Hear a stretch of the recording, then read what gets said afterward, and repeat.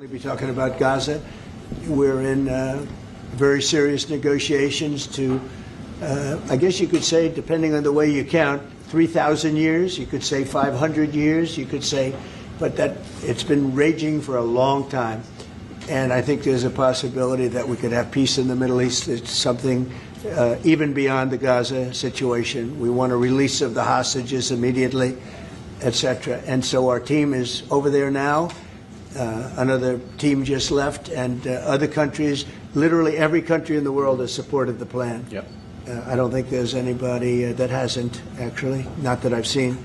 But there's a real chance that we could do something, so you may have some questions on that later.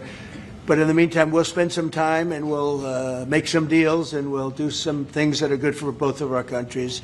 And Mark, it's an honor to have you. Thank you very much. Thank you very much, Mr. President. If I may, you kindly hosted me and some of my colleagues a few months ago, and I said at the time, you are a transformative president. And since then, the transformation in the economy, unprecedented commitments of NATO partners to defense spending, peace from India, Pakistan through to Azerbaijan, Armenia, disabling Iran as a force of terror. And now, and I'm running out of time, but this is many respects the most important. The merger of Canada and the United States. That wasn't where I was going. On this solemn day of commemoration of the horrific attacks of October 7th, for the first time in decades, hundreds of years, thousands of years, this prospect of peace that you've made possible. Canada stands foursquare behind those efforts, and we'll do whatever we can to support Very them. nice. Yeah. Thank you, Mark, very much. Any questions? Is there any, what would it take for you to drop or lower your tariffs on Canadian sectors, including aluminum and steel? Well, we're going to be talking about that with the Prime Minister. We'll be talking about tariffs. We'll be talking about a lot of that, but that's for a little bit later on. I want to just acknowledge our great ambassador. Is he doing a good job? He's doing a good job. Otherwise, I'll get him out of there so fast. No, you have a good job. Is it the White House's position that furloughed workers should be paid for their back pay? I would say it depends on who we're talking about. I can tell you this, the Democrats have put a lot of people in great risk and jeopardy, but it really depends on who you're talking about. But for the most part, we're going to take care of our people. There are some people that really don't deserve to be taken care of, and we'll take care of them in a different way. Okay? Thank you. Mr. President, in your opinion, why has Canada and the United States failed to reach an agreement up until now? Well, it's a complicated agreement, more complicated maybe than any other agreement we have on trade, because, we have natural conflict. We also have mutual love. We have great love for each other. I love this. I love Canada and the people of Canada, and Mark feels the same way about here. The problem we have is that they want a car company and I want a car company, meaning the U.S. wants a car company, and they want steel and we want steel. And, so in other countries, they're very far away, and there's no problem. You can compete and you can do. We don't like to compete because we sort of hurt each other when we compete, and so we have a natural conflict. It's a natural business conflict. Nothing wrong with it, and I think we've come a long way over the last few months, actually, in terms of that relationship. So when it comes to trade, the United States was always giving everything. They gave everything to Canada. They would let car companies leave here and go to Canada. But that hurts the United States. And, other presidents didn't see that. They weren't business-oriented. They might have been good politicians in some cases, not in all cases. They were bad at both. But it's a very natural conflict, and it's something that we're working out. Canada has offered a lot of compromise this summer. Are you willing today to offer some compromise to Canada, maybe on steel, on aluminum? Well, we've made compromise, and we've made some compromise even on steel. But, we have the same basic authority and the same basic, this could be also a little bit of a conflict with other countries all over the world on steel, because we want to make our own steel. We don't want to bring steel in for the most part, but we will bring it in, and we do bring it in. We continue to bring it in from Canada, but there is a tariff to pay. And I think that would be a normal thing to say, but we've come a long way. I think, Howard, we can truly say. Do you want to make a comment on that? Well, I think the opportunity to work together, but as you've said, there's conflict. Why do we make cars in Canada? You've called that out, and you've addressed that. So there are places we should work together, and there are places that we have natural conflict. It's a tough situation because we want to make our cars here. At the same time, we want Canada to do well making cars.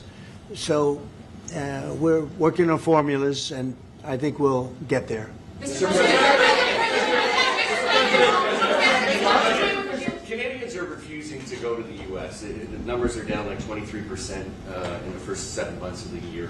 What do you say to Canadians that don't want to go to the U.S. now because of your 50-first state talk, because of the trade war, the tariffs? Yeah. Well, I understand it. Look, I understand that, and Americans don't want to buy cars that are made in Canada. I mean, we have the same conflict. So there isn't. It's something that will get worked out. There's still great love between the two countries, but American people want product here. They want to make it here. Detroit was emptied out and moved to Canada, moved to Mexico, moved to other places, not just Canada, and now they're all moving back. They're moving back. We have right now. I was just telling Mark, we have 17 trillion, but it's really much higher. That was as of a couple of months ago. Yeah.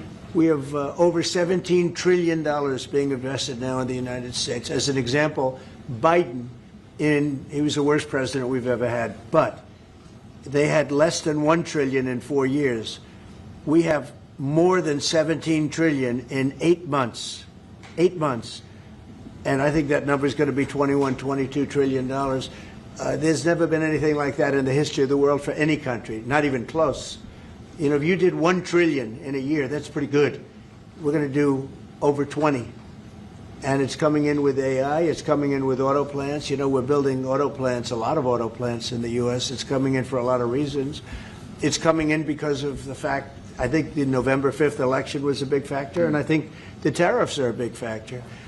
And again, we want Canada to do great. But there's a point at which we also want the same business. We're competing for the same business. That's the problem. That's why I keep mentioning one way to solve that problem is a very easy way. But we're competing for the same business. He wants to make cars, we want to make cars, and we're in competition. And the advantage we have is we have this massive market. So it's quite an advantage.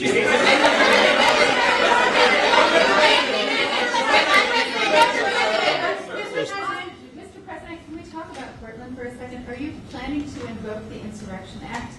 And that would be, a very long-standing law that's been on the books. Yeah, well, it's been invoked before, as you know. If you look at Chicago, Chicago's a great city where there's a lot of crime. And if the governor can't do the job, we'll do the job. It's all very simple. They probably had 50 murders in Chicago over the last 5, 6, 7 months. Many people were shot. And then the governor gets up and he says, well, we can handle it. They can't handle it. They don't know what they're doing. The mayor is grossly incompetent. He's at a 4% approval rating in Chicago. He's at a 4%, lowest approval rating, lower than even de Blasio had, which is hard to believe in New York. I thought de Blasio would always maintain that record, but the Chicago guy is even lower. So I think that we want safe cities.